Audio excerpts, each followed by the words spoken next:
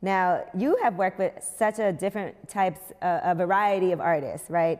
Like you can work with TLC, ABC, Boyz II Men, but then you can go over here and work with Gwen Stefani and work with Pink. How were you able to navigate through different genres of music the way that you were able to do it so successfully?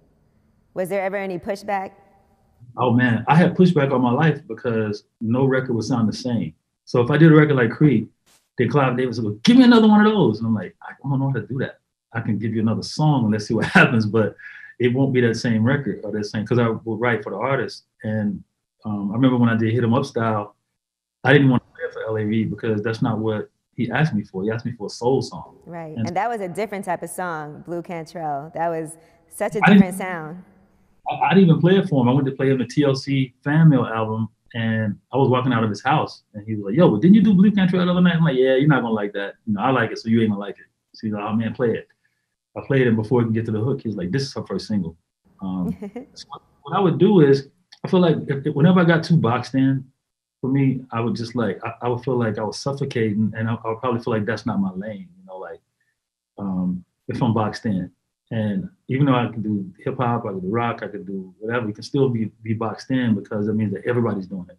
So when I got to the point where I felt like I hit a ceiling and I was doing what everybody else could do, then I said, well, I got to do what I do. Know uh, that my path is different because of how I came up. And so me listening to Annie DeFranco and me listening to all pop songs when I grew up and all that stuff just channeled me to be I'm a songwriter first and then a producer second.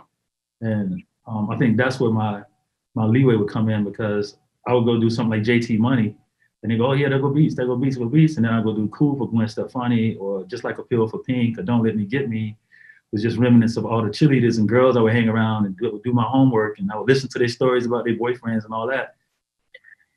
I feel like when girls always been really close to me because for one, raised by my mom, but for two, I feel like from a songwriting standpoint, it was all the drama that I created.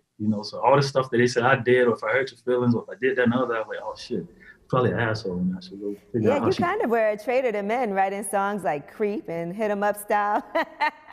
Yeah, I used to get it from like, people like Lenny all the time. Like, what are you doing? Why you writing all these chick songs, man? But guys they didn't really have as much to in that era. It was all about cars and bitches dropping down to the ground and stuff like that. And that's why I just kind of said, I should do something else and get into once I did Madonna and then once I did Gwen and then Pink, then I knew I would solidify myself in the pop rock world like I wanted to, especially in hip hop because hip hop, you know, for us was like we were just feeding on New York and being from the South, me, Jermaine, organized. We just had to create our own lane, but it was still an amalgamation of everything else. It was like still, okay, well, what do we like about New York? Let's take that and put it in our stuff. What do we like about LA? Let's take that and put it in our stuff. What do we like about Minneapolis? Take that and put it in our stuff. We all, whether it was Rico and them doing waterfalls or me doing What About Your Friends, we all felt like that came from Prince, or when you hear some of the beats of Goody Mob, you can say, oh, that's Wu-Tang Clan influence. And we wasn't scared in the South to make our own, we didn't really have a lane, so we wasn't scared to be in all of them. You know what I'm saying? You know what? Back to you writing all these chick songs, right? I feel like you were a little bit of a ladies' man also. Did you ever have issues with other artists because of who you dated, and then they dated the same person afterward where maybe they were a little weird to you? Yeah, this industry is small. It's like a high school when you get into it. So you're gonna, especially in our days of coming up, where it's TLC and Jodeci's and Ushers and like all of us being so close and Puff and it's really a trip because starting with me and Kim Porter being in high school. I've known Kim since kindergarten, and we've been friends all of our life. That's the longest person I've known my whole life, other than my mom. And we used to be in Columbus, and that's what Drumline is about. Kim plays, Zoe Saldana's basically Kim's character modified in Drumline, and I'm playing Nick. Nick plays me, and during that whole time we were in Drumline, in marching band in high school, all we wanted to do was get to New York and be a part of Uptown. And that was our whole thing. We would ride around listening to Albie Show records, listening to Guy, listening to Heavy D, and then we thought, man, I got to get to New York. Kim would be like, man, I got to get there and be a model. I got to get there and be Uptown. So it's crazy how I met Puff at 19, and Andre, I met him when I was 16. And all of us has been this whole crazy family that's grown. Me and JD have been friends since we were 17. Me and T-Boz has been friends that long. Known Ludacris that long. Like all of this stuff is so crazy because it's like a real. I used to ask Quincy Jones all the time, like, how was you, Ray Charles, Duke Ellington, how are you hanging out with all these people, bro? Like all the greats. How is that possible? He's like, well, you look around, you're doing the same thing, man. It's like, Right. and it really became a, you're gonna have points where Puff is messing with Kim was my girlfriend, and then she's Puff's girlfriend. But now all of us got to deal with each other because we're in the same business. And then when the smoke all clears, then you say, okay, well, now that family has actually become my family, and those kids are my god kids. And it's a weird industry like that. I've never had it to where, I mean, we've all had. I mean, there was a constant run in at all times at one point because, like I said, it was so small for the ones that got successful. So either you'll be touring with, the groups, or, and it's all new to everybody. So you have conflict, always fighting over getting threats. Me and Puff used to have so many calls on the phone. These things. I'm gonna come throw your Pro Tools in the swimming pool. Like, oh my girl, are you crazy? But it's one of those things where you string them together and you have this great lifetime story. Yeah, it is for sure. Really kill somebody. You thought I'm gonna really go kill this person, but it's all love. And if I put all of us in a from me to Jermaine to Puff to all of us in the same room, and the stories we could tell about how many years this has been going on, it's pretty amazing. Out of all of them, though, you probably are the best at writing from a woman's point of view and understanding that, I would say. Yeah, I literally used to. I was like literally so in tune with with girls that even creep. It's why I was dating the girl, and then I was like, you know what?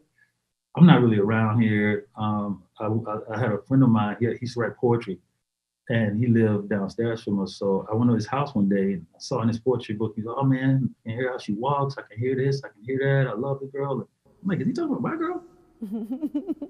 And so when I went back to her, I said, "Yo, are you dating this dude downstairs?" And finally she said, "Look, man, you haven't been here in 4 or 5 months. You look down the street, you won't come home. What do you expect me to do?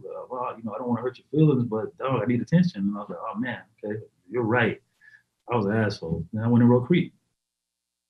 So I take all these. It's funny when I wrote Cool for Gwen, I really wrote that, and then TLC wanted the song, but I didn't want to give them that song because the song was about me and Rosanda saying, "Hey, now that you're dating Usher, that's good. Me and him was cool. Everybody had their fights and everything else, but now I done moved on. You moved on.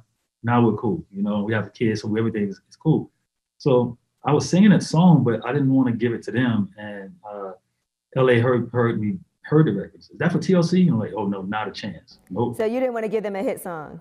I didn't want to give them Cool because I didn't want to hear how direct it was about me and Rosanda at the time. And even though all the records are direct, we find ways to alter them. You know what I'm saying? So I tried to record Cool with them, and it just didn't work because we had just broke up, and her and Usher had started dating, and sitting in the studio now, just like in a torture chamber, like it was horrible.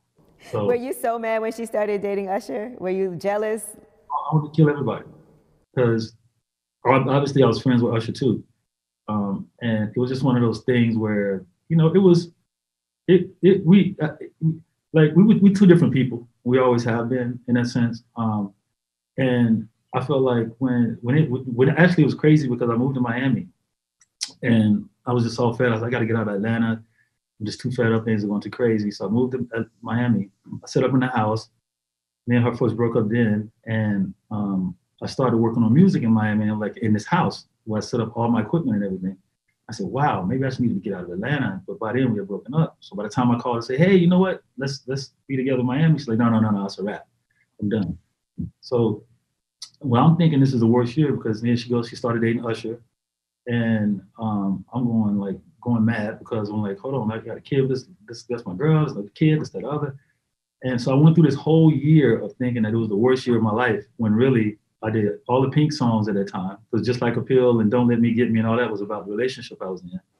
I did Blue Cantrell, I did Drumline, and all this stuff was going on. And I felt like I must have blinders on because I was in such that the space that everybody gets to when you're going through that breakup, where it's just painful, it's crazy. You hear stuff on the radio, somebody's calling you, say they're in a video together, somebody, and so I didn't realize I had taken all that energy though, and I put it into all these records, and I put it into making Drumline, and by the time that year was over, I was in Atlanta premiering Drumline, hosting marching bands, all the marching bands in Atlanta, with all my kids with me, and just like doing, and I was just, damn, how did I think this was a dark year? This is the best year I ever had, Thank God for some heartbreak. That's really where the best things can happen from that, right? Yeah, I mean, I think definitely the best songwriting comes from heartbreak. It comes from, and it doesn't have to be a girl that breaks your heart. It could be just an instance. It could be, because being mad is heartbreak. You're only mad because somebody broke your heart. I don't care if you're a gangster. I don't care what it is. Somebody played you out, and so all of that pain is where I think all the great records have found a way to come from.